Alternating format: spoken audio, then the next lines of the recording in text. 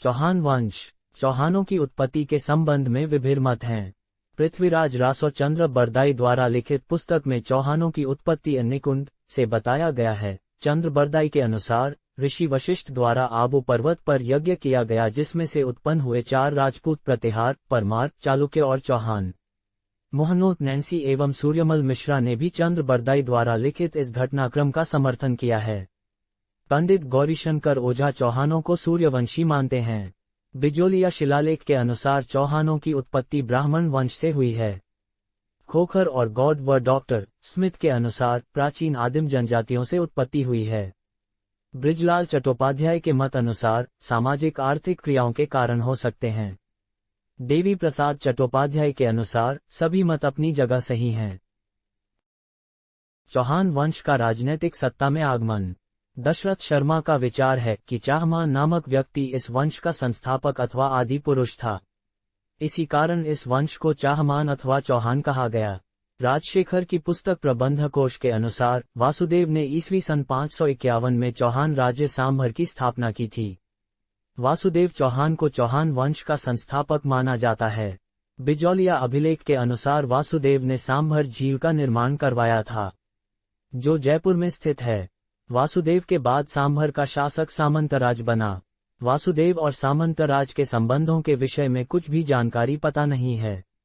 बिजौलिया लेख तथा पृथ्वीराज विजय में कहा गया है कि अनेक सामंतराज की सत्ता स्वीकार करते थे। इससे यह कहा जा सकता है कि वह कुछ शक्तिशाली राजा था, जिसने अपने राज्य का विस्तार किया।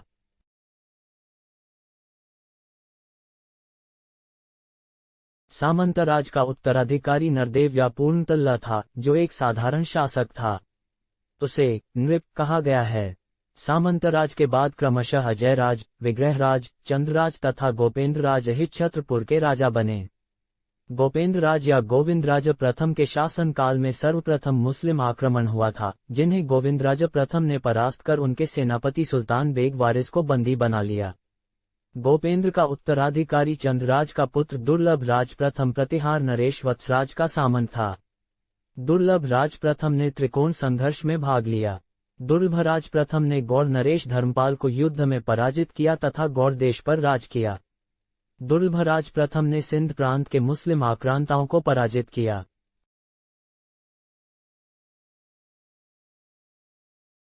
दुर्लभराज का पुत्र गुवक प्रथम उसके बाद सांभर का राजा बना।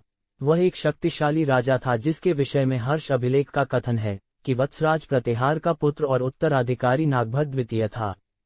गुवक प्रथम ने नागभट्ट की युद्धों में सहायता कर योद्धा के रूप में एक अलग पहचान बनाई, जिसके कारण नागावलोक की सभा में गुवक प्रथम को वीर के रूप में उपाधि प्राप्त हुआ। गुवक ने श्री हर्षदेव के मंदिर का निर्माण करवाया था। गुवक प्रथम का पुत्र चंद्रराज द्वितीय सांभर का शासक हुआ, जिसकी कोई उपलब्धि नहीं है। प्रतापगढ़ लेख अनुसार चंद्रराज द्वितीय का पुत्र गुवक द्वितीय ने अपनी बहन कलावती का विवाह प्रतिहार नरेश भोज के साथ करके चौहान वंश और प्रतिहार वंश के बीच घनिष्ठ संबंध स्थापित किया। इस संबंध ने भोज की प्रतिष्ठा में भी वृद्धि कर दी। गुवक द्वितीय के बाद उसका पुत्र चंद्रराज शाकंभरी का राजा बना। हर्ष प्रस्तर लेख से पता चलता है कि चंद्रराज ने युद्ध में दिल्ली के तोमर राजकुमार रुद्र को पराजित कर मार डाला था, जिसके बाद चौहानों तथा तोमरों के बीच लंबे समय तक संघर्ष होता रहा। चंद्रराज की महारानी रुद्राणी, जिन्हें आत्मप्रभा के नाम से भी जाना जाता है, रुद्राणी शिव की महान भक्त थी। उसने पुष्कर झील के किनारों पर 1000 शिवलिंगों की स्थापना करवाए और 1000 दीपक जलाकर महादेव की पूजा किया करती थी। अपने नेक कार्यों के कारण वह योगिनी नाम से भी विख्यात हो गई। चंद्रराज का पुत्र और उत्तराधिकारी वाकपतिराज प्रथम अपने पिता के उपरांत राजा बना। पृथ्वीराज विजय महाकाव्य में वाकपतिराज को 188 विजयी का श्रेय प्रदान किया गया है। वाकपतिराज प्रथम के शासनकाल में राष्ट्रकूटों के आक्रमण के कारण प्रतिहार साम्राज्य की स्थिति कमजोर होती जा रही थी। वाकपतिराज ने इसका लाभ उठाते हुए अपनी शक्ति का विस्तार करना प्रारंभ कर दिया। हर्ष लेख में कहा गया है कि इस क्रम में वाकपतिराज ने प्रतिहार नरेश महिपाल का अधिकारी या सामंत तंत्रपाल को पराजित किया। बिजौलिया लेख अनुसार मेवाड़ में स्थित बिजौलिया को जीताकर वाकपतिराज विंध्यपति कहलाएं। वाकपतिराज प्रथम शिव का उपासक था जिसने पुष्कर में एक भव्य शैव मंदिर का भी निर्माण करवाया था। उसने चौहान वंश को इतना शक्तिशाली बना दिया कि वह प्रतिहार सत्ता की अधीनता से मुक्त होने में समर्थ हो चुके थे।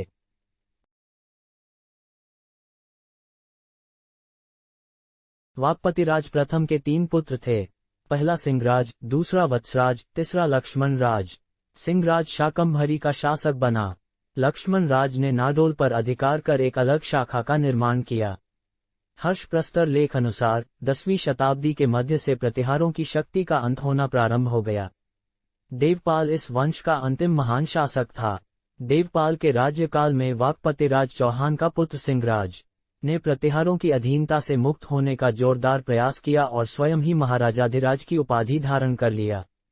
जिसके बाद प्रतिहार वंशीय देवपाल ने अपनी सत्ता पुनः स्वीकृत कराने के उद्देश्य से सलवन के नेतृत्व में एक विशाल सेना भेजी। उसे सिंहराज ने पराजित किया तथा तोमरवंशी सलवन की हत्या कर उसके कई सहायकों को बंदी बना लिया। बंदी बने लोगों को बचाने का कोई उपाय न देखकर प्रतिहार सम्राट को स्वयं सिंहराज के सम्मुख उपस्थित होकर उनकी मुक्ति के लिए निवेदन करना पड़ा।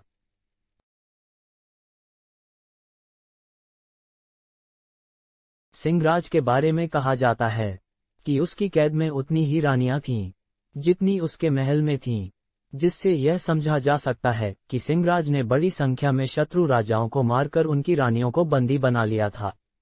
सिंहराज अपनी उदारता के लिए भी उतना ही प्रसिद्ध था जितना कि सैन्य अभियानों के लिए। हम्मीर महाकाव्य कहता है कि जब उसके अभियान का डंका बजता तो कर्नाटक का राजा उसकी चापलूसी करने लगता। माही एवं नर्मदा के बीच स्थित दोआब क्षेत्र में स्थित लाट का राजा अपने दरवाजे उसके लिए खोल देता।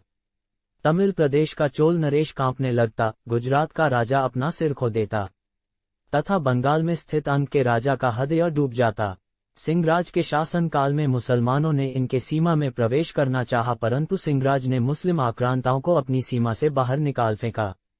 एक युद्ध में उसने मुसलमानों के सेनापति हातिम का वध किया तथा उसके हाथियों को पकड़ लिया।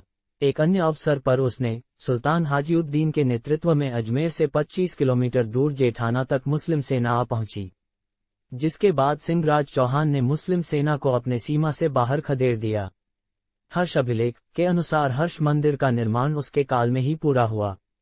इस अभिलेख में वासुदेव चौहान से लेकर सिंहराज चौहान तक की वंशावली दी गई है।